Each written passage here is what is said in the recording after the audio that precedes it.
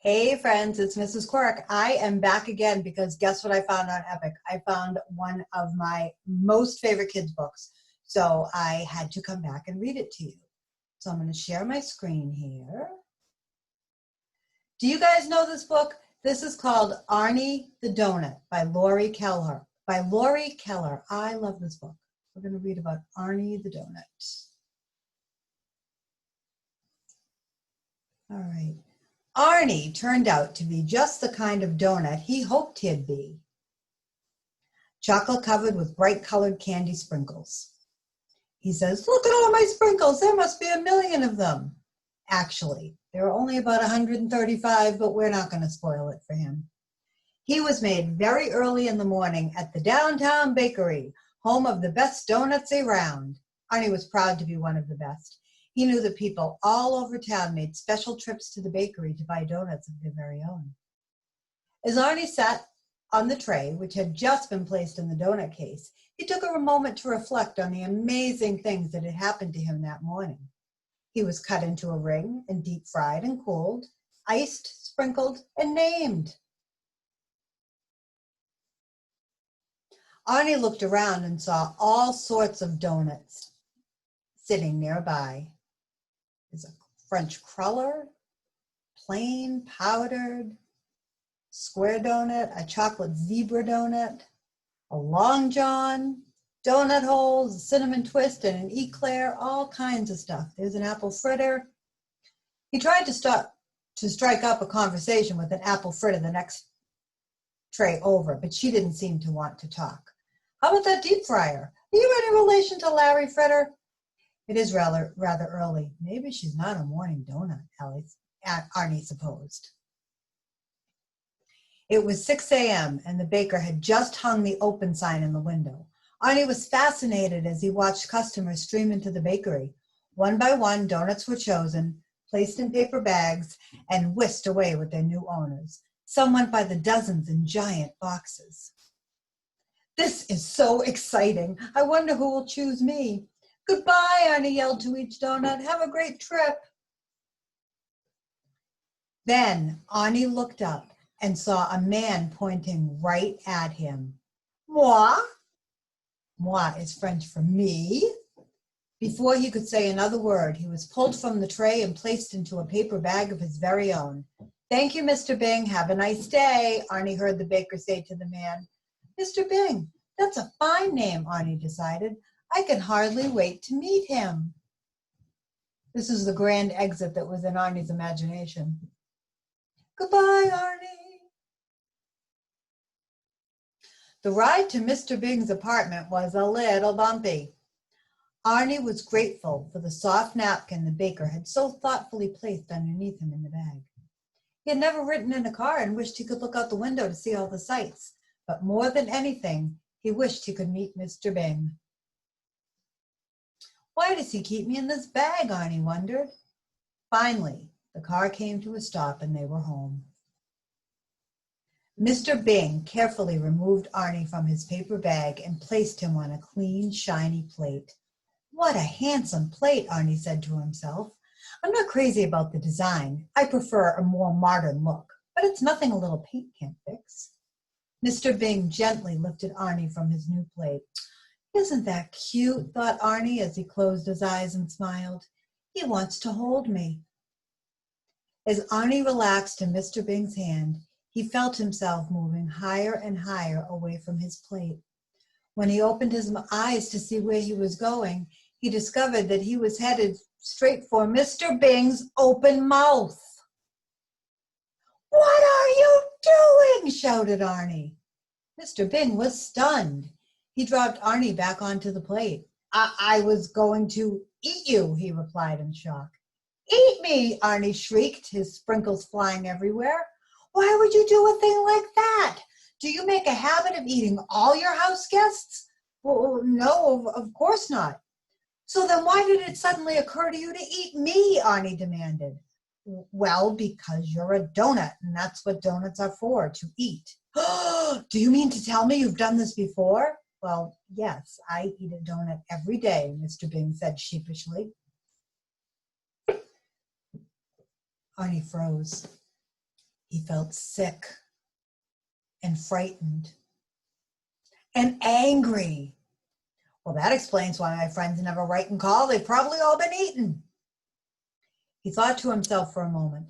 I must put a stop to this right away. I'll call the bakery and warn the others, who's ever left, that is. Arnie knew there was no time to waste and that he needed to be very sneaky in order to keep his plan from Mr. Bing. He turned to Mr. Bing and said in his nicest voice, "Excuse me, sir, but I don't believe we've been properly introduced. My name is Arnie." Hello, Arnie, Mr. Bing stammered. "I'm Mr. Bing. It's nice to eat you. It's nice to meet you." "Mr. Bing, would you be a dear and allow me to use your telephone?" Arnie asked extra politely. Well, okay, said Mr. Bing, and he handed Arnie the phone. As quickly as he could, Arnie dialed the number of the bakery. The baker answered the phone. "Downtown Bakery, home of the best." "Mr. Bakerman," Arnie frantically whispered. "This is Arnie the Doughnut. Do you remember me? You made me at 5:15 this morning, and I was bought about 20 minutes ago by a man who goes by the name of Mr. Bing." "Oh, yes, Arnie," the baker answered. "What can I do for you?" "Well, I don't mean to alarm you, but just moments ago, that man tried to eat me. And not only that, he claims to have eaten hundreds of us. I'm going to make a run for it, but I wanted to warn you so if you see him coming into the bakery again, you can stop him." "Oh, my, Arnie, I thought you understood. I make donuts. That's why I make donuts, for people to eat." "I can't believe it," Arnie gasped. "Are the other donuts aware of this arrangement? And look how he is. He's weak in the knees. He's having severe sprinkle loss, popped up eyebrow sprinkles." "Well, I think so," the baker said. "Let me ask them. Arnie is showing signs of donut shock." The baker yelled to the other donuts, "Do you donuts know that you're going to be eaten?" "Yes, we know," the donuts shouted back. "We're delicious." "Did you hear that, Arnie?" the baker asked. Arnie was crushed. The phone dropped from his hand. He'd heard all that he needed to hear. Arnie forgot all about his plan to escape. He collapsed back onto the plate, glanced up at Mr. Bing, and muttered, "All right then, let's get this over with. Go ahead and eat me." Mr. Bing gazed down at Arnie. "I'm not going to eat you, Arnie," he said reassuringly. "It just wouldn't feel right about it now." "Really?" Arnie said with a huge sigh of relief. "Well, I'm glad to see you've come to your senses. But since I'm not going to eat you," Mr. Bing continued, "I'll have to figure out something else to do with you. I paid good money for you. I don't want to be wasteful." "Of course not," Arnie agreed. "What we need to do is each make a list of things I can do with you instead of eating you. Between the two of us, I know we'll come up with something." "Good plan, Mr. Bing," Arnie said. "This will be a breeze. I bet I'm good at lots of stuff." They both feverishly wrote down their ideas. When they were finished, Mr. Bing asked, "Would you like to read yours first?" "Sure thing, Mr. Bing," Arnie answered. "Things Mr. Bing can do with me instead of eating me." "Do you need a ballroom dance partner?" "No, I don't dance." "How about a portrait painter?" "Oh, heavens no."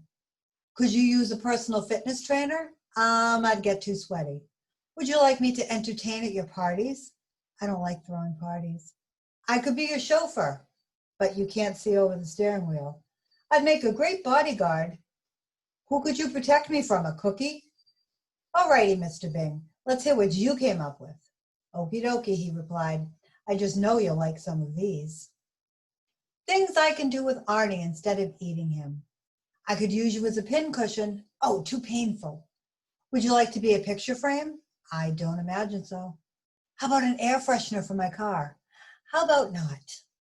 "I need a new bowling ball." "Well, don't look at me." "You'd make a fine paperweight." "Boring." "Well, what about a doorstop?" "Try again." But there was nothing else on Mr. Bing's list. They were both completely out of ideas. Arnie and Mr. Bing were exhausted. They felt terribly disappointed. After a few moments of awkward silence, Mr. Bing finally spoke. "I'm sorry, Arnie, but it's clear that we can't agree on anything for you to do around here. This is difficult for me to say, but I think it would be best if you found another home." "I know," said Arnie, fighting back tears. "I'll just be on my way then. Is it all right if I keep this napkin to pack up all my loose sprinkles? Of course, said Mr. Bing sadly. As soon as I get a job, I'll pay you back the money you spent on me. That's not necessary, Arnie. Arnie shook Mr. Bing's hand and thanked him for his kindness. As Mr. Bing opened the door, Mr. Bing opened the door, and as Arnie left, he paused and said, I guess donuts really are only good for eating, aren't they? They both waved goodbye, and Arnie was gone. Mr. Bing stood at the window and watched as Arnie walked away. He walked past the flower beds, the mailboxes, and the apartment manager's office. He says, remember how happy I was at the beginning of the story? Well, I can't read, the squirrel says, but you sure looked happy. He passed the tennis court, the swimming pool, and the clubhouse. Sometimes life feels like a big bonk on the head. But when Arnie reached the no dogs allowed sign at the end of the driveway, Mr. Bing suddenly came up with a new idea. Arnie, wait up, yelled Mr. Bing as he ran after him. Arnie turned back and stopped. When Mr. Bing caught up with him, he was all out of breath. I can't believe I didn't think of this earlier, Mr. Bing panted. Arnie, I've always wanted a dog, but I could never have one because they're not allowed here. But there's no sign that says no donuts allowed. Arnie perked up when he realized what Mr. Bing was thinking. Would you like to take walks and play fetch, Mr. Bing asked excitedly. You bet I would. Can you do tricks like rolling over? Rolling over? Look at me. I was made for rolling over. Then there's only one thing left to ask. Arnie, will you be my donut dog?